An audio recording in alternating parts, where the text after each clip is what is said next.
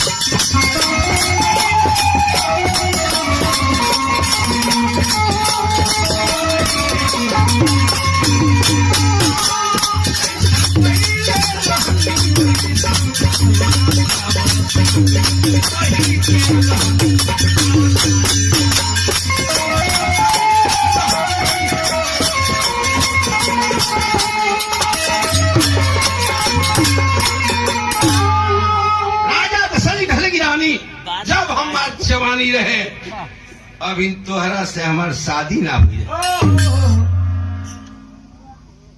साफ देव बाण चलावे के चारों ओर सोहरत रहे। भादो के महीना रहे, रात भैया रहे, खेलन शिकार चल सरजू किनार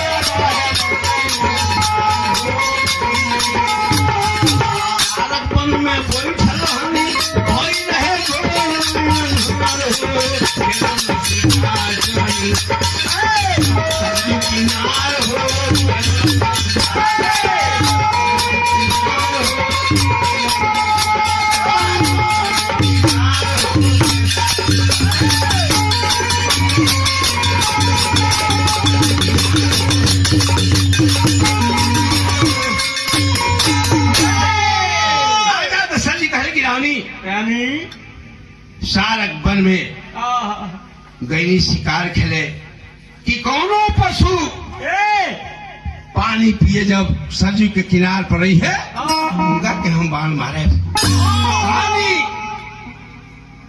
वही समय में श्रवण कुमार आंधा अंधी माता पिता के कांवर पर बैठा के चारों ओर से तीर्थ घुमा के आया तो ही सारक वन में आराम आराम करत रहे। आधा रात के समय जब भइल माता पिता के प्यास लागल, कहले उदयवान की बाबू श्रवण, अरे बबुआ हो तनी पनिया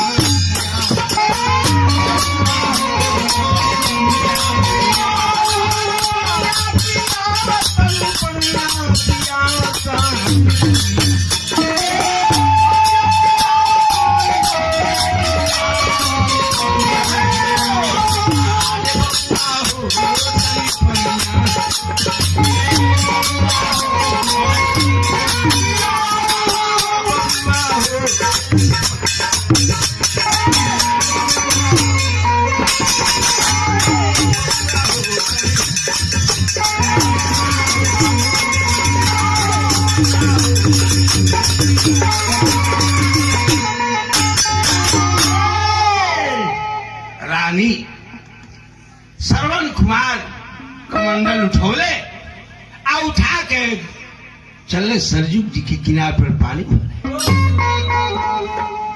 जैसे कमंडल डुबवले भल भल के आवाज भइल, हमरा बुझाइल कि कोनो पशु पानी पशु समझ के रानी अनहानी रात रहे बात बुझाई ना, शब्द बदिबा छोड़नी। आने लागो तो बनवा भइल भारी हाकरवा, अरे लागो तो बनवा भइल भारी हाकरवा,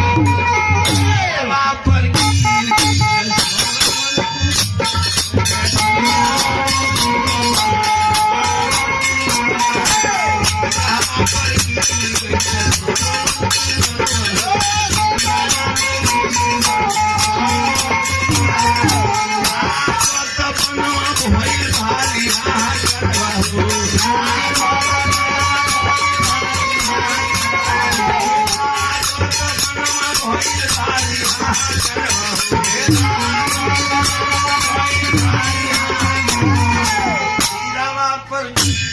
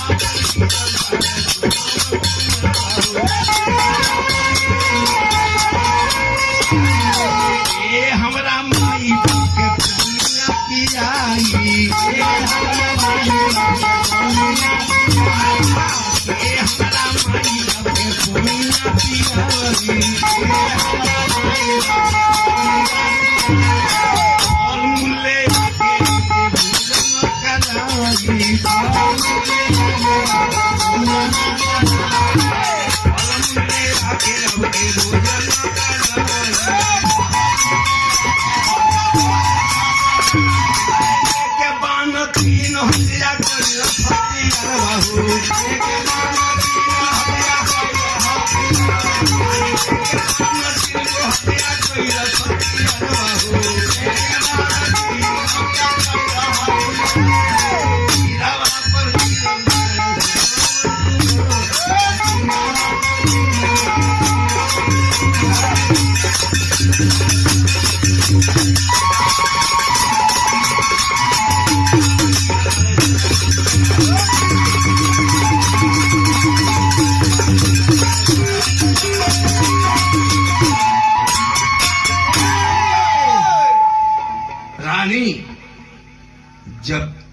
सुननी कही कि हमरा से तो बड़ा गलती हो गई, हम अनजान में पशु जान के पांव छोड़ दनी।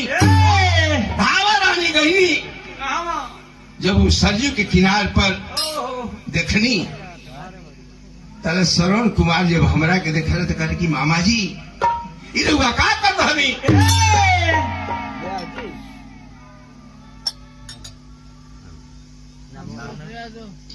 शायद बाकी प्यार इंसान को इंसान बना देता है। श्रवण कुमार देख रहे कहे कि मामा जी हाई पानी ले ली, आखिर तो जौन कोई नहीं बढ़िया कोई नहीं, महतारी बाप हमार पानी बिना तड़पत हुई है, ले जाकर पानी पिया दी। जब पानी ना पिया तो हमारा बारे में कुछ मत बताए, तो माई बाप हमारे पानी ना पी है। रानी कमंडल उठौनी पानी लेके गई नहीं चाहनी की बे कुछ कहले बतौले पुनिया पिया दी।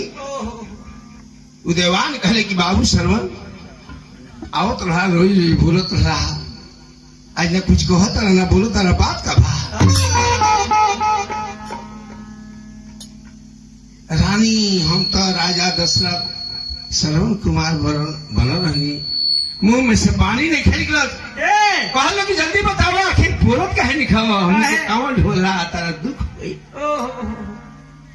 तब हम कहनी कि हम श्रवण कुमार ना हमी। अंधा अंधी कहलो कि तो हमार श्रवण कुमार का भी गए, तू क्या हुआ तो कहनी हम किरानी। वो अंधा अंधी के बताओनी कि हम के कुमार खेला नहीं शिकार बीच जंगल मझार गलती गलती से श्रवण के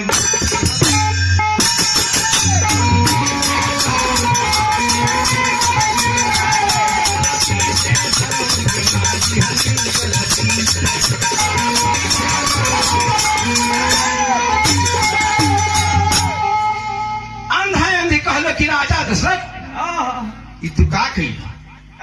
बहन चंद्रकला कहली कि भैया जहिया से तेरा घर से रिप्पा भर ओ खपलियान हर जान के आई अंधांधी के सहारा वो सारा के मारा उदयमान की राजा जल्दी हमने पहुंचाओ जहाँ हमने के बेटा गिरल बड़े। रानी कांवर उठौनी लेके गई, किनार पर पहुंचनी तब तक श्रवण कुमार निकल चुका रहा। खोता छोड़ी तो ताई पर